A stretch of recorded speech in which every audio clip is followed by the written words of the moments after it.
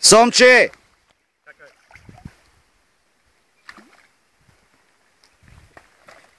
Полека. Насаме слепо, глед беше. Виж къде въпрос? Кой? Не, 2 кила е. Не, и аз не можа да го видя, аз видях само бялото отдолу. 2 кила е. Хубава рибка. Браво, Тончо. Стефчо, фани влакното е, стига гледа.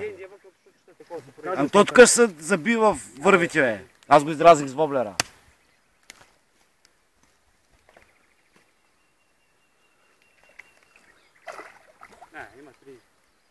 Браво, Тончо!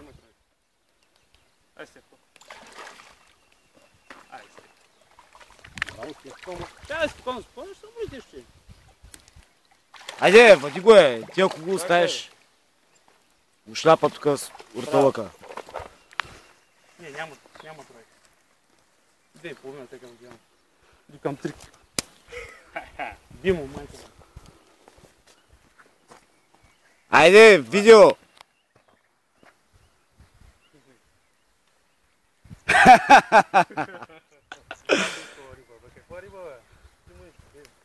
Браво, Тончо!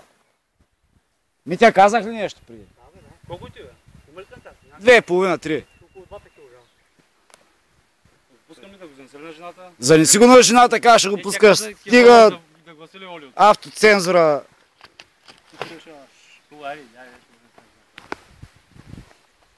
Ето е русинската школа, да покажем премалката Пизони Мишел, да се вкарва повече и да се отворя работа аз. Макар да чистя, едната да бъдне само с това. вземи си рибата.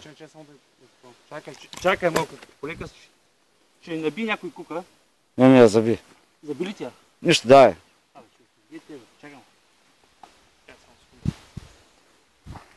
Аз дори никога не бъркам в устата, защото лошо като се заби, като почне да подскача.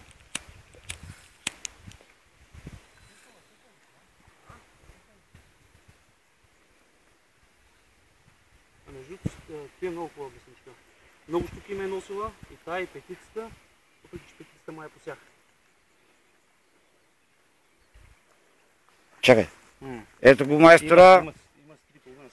Ето го Тончо майстора.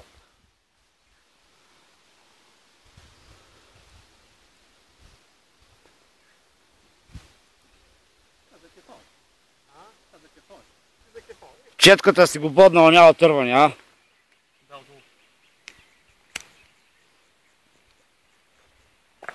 Е, тук се завъртане. Тук е рилата. Браво, аз не вярвам, че тук имат сумета. Има такива. Браво, Тончо. Ай, кажи едно здрасти на форума и ефира приключва вече риболов на чака. И по-големи